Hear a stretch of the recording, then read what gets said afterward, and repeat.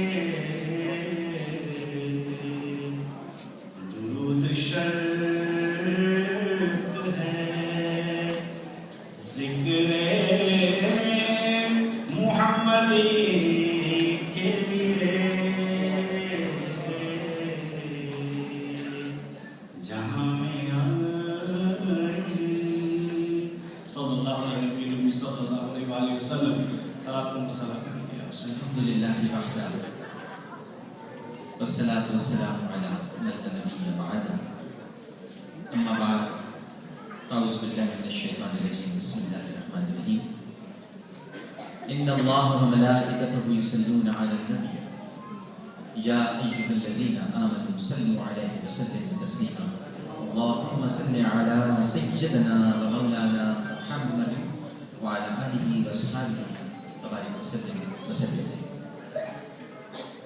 سب سے پہلے تو انتہائی ادب اور احترام کے ساتھ جناب محمد انیس بقالی صاحب، انور رجیانی صاحب، جناب یاسین جمالی صاحب اور ہمارے بہت ہی قابل احترام سید غلام محمد سمدانی علوی صاحب جو بھارت سے تشریف لائے ہیں، لاہور سے تشریف لائے ہیں لیکن ہوتے انگلینڈ میں ہیں، اور ان کے ساتھ ساتھ ہمارے ہاشمی صاحب جو نقابت کے فرائض بھی انجام دے رہے ہیں اور آپ کے لیے بہت ہی قابل احترام شخصیت ہیں.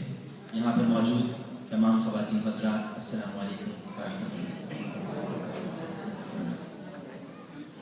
میں آپ سب کا بہت شکر گزار ہوں، لیکن ایک معذرت بھی کرنا چاہوں گا کہ مجھے آنے میں تاخیر ہوئی، اور اس تاخیر کا سبب پہلے سے میرا ایک میلاد پروگرام تھا جو ویلنسیا میں تھا، اسے ختم کر کے میں سیدھا یہیں پر آیا.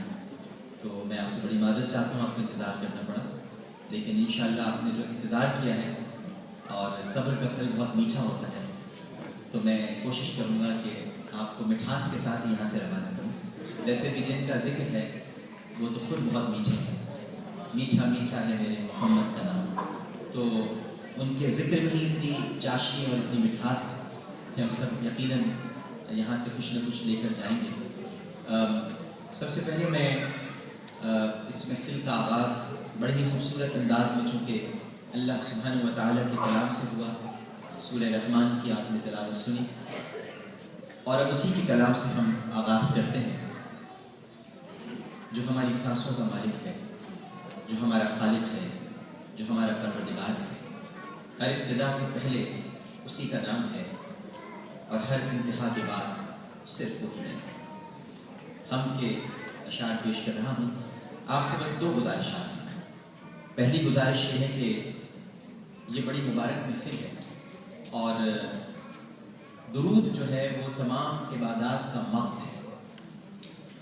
لہٰذا آپ سے ملتمس ہوں کہ اس پورے وقت کو جو آپ سماعت کرتے ہوئے نعتوں کو گزاریں، درود شریف پڑھتے رہیں. اور دوسری گزارش یہ ہے کہ اللہ کی تعریف، اس کی تسبیح، اس کی تحمید، اس کی تحلیل، یہ ہماری زندگی کا مقصد ہے. اور ہمیں یہ سکھایا گیا ہے کہ ہم یہ 3 تسبیحات ہر وقت پڑھتے رہا کریں. سبحان اللہ، الحمدللہ، اللہ اکبر. تو جہاں جہاں آپ محسوس کریں کہ سبحان اللہ کہنا چاہیے. سبحان اللہ کا مطلب ہی خدا کی تعریف ہے. تو جتنی آپ تعریف کر سکتے ہیں اللہ کی، ویسے تو ہم اللہ سبحانہ و تعالیٰ کے احسانات کا حق ادا نہیں کر سکتے، لیکن ہم سبحان اللہ کہہ کر اللہ کی خوشیوں کی ضرور حاصل کر سکتے ہیں. تو جیسے جیسے آپ کو موقع ملے آپ ضرور سبحان اللہ کہتے رہیے گا. سب سے پہلے ہم کے اشعار پیش کر رہا ہوں، سب لوگ مل کر درود شریف پڑھ لیجیے. ہمیں اپنے قدموں میں رکھ لیجیے گا، ہم آئیں گے ایک روز بن کر سواری. ہمیں اپنے قدموں میں رکھ لیجیے گا، ہم آئیں گے ایک روز بن کر سوالی. مومن لاش سے بھیجے ہیں ہم سب نے آقا، مومن لاش سے بھیجے ہیں ہم سب نے آقا. سلاموں کے تحفے، درودوں کی ڈالی، مدینے کی مٹی ہے سب سے نرالی. مدینے میں ہے سب جہانوں کے والی، مدینے کی مٹی ہے سب سے نرالی. مدینے میں ہے سب جہانوں کے والی. اور ایک اور مدینے کا ہی کلام ہے. وہ سب بیمار بچے ہیں. مسجد قباء کے سامنے حضرت سلمان فارسی کا باغ ہے رضی اللہ تعالیٰ. سرکار وہاں اکثر آرام کرتے تشریف لے جایا کرتے ہیں.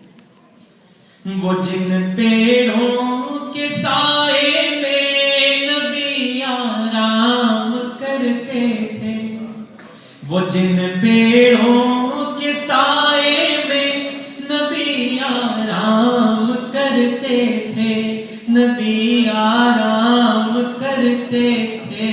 کھجوروں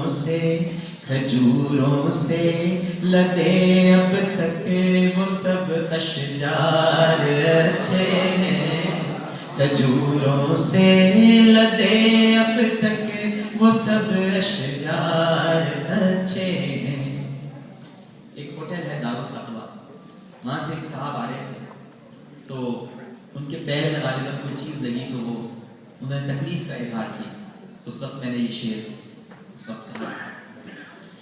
وہ جن رستوں میں جن گلیوں میں چلتے تھے شہ بطحا، وہ جن رستوں میں جن گلیوں میں چلتے تھے شہ بطحا، ہاں چلتے تھے شہ بطحا، ہاں چلتے تھے میرے آقا. وہاں کے پھول کلیاں کیا وہاں کے پھول کلیاں کیا وہاں کے خار اچھے ہیں، وہاں کے پھول کلیاں کیا وہاں کے خار اچھے ہیں، وہ جن گلیوں میں جن رستوں میں چلتے تھے شہے بطحا، چلتے تھے شہے بطحا، وہاں کے پھول کلیاں کیا وہاں کے خار اچھے ہیں، وہاں کے پھول کلیاں کیا وہاں کے خار اچھے ہیں۔ اور پھر جب ہم روضہ رسول کے سامنے آئے، مواجہ شریف کے سامنے، تو وہاں سیدنا ابوبکر صدیق رضی اللہ تعالی عنہ، سیدنا فاروق اعظم رضی اللہ تعالی عنہ کی قبور اطہار میں موجود ہے۔ اس وقت یہ شعر ذہن میں آیا، میرے آقا کے سب ساتھی تو اچھوں ہی میں اچھے ہیں، میرے آقا کے سب ساتھی تو اچھوں ہی میں اچھے ہیں، بڑے سچوں میں سچے ہیں، سلائے ہیں سلائے ہیں سلائے ہیں جو پہلو میں وہ دونوں یار اچھے ہیں، سلائے ہیں جو پہلو میں وہ دونوں یار اچھے ہیں، میرے آقا کے سب ساتھی تو اچھوں ہی میں اچھے ہیں، تو اچھوں ہی میں اچھے ہیں، سلائے ہیں جو پہلو میں وہ دونوں یار اچھے ہیں، سلائے ہیں جو پہلو میں وہ دونوں یار اچھے ہیں۔ مسجد نبوی میں عموماً کسی بھی کونے میں آپ نظر دوڑا لیں تو کوئی نہ کوئی روتا ہوا دکھائی دے گا۔ عجب منظر ہوتا ہے، چپ چاپ عاشق آنسو بہا رہے ہوتے ہیں۔ تیرے عشق کے اتوار اچھے ہیں، نبی کہتے ہیں کہ تیرے عشق کے اتوار اچھے ہیں۔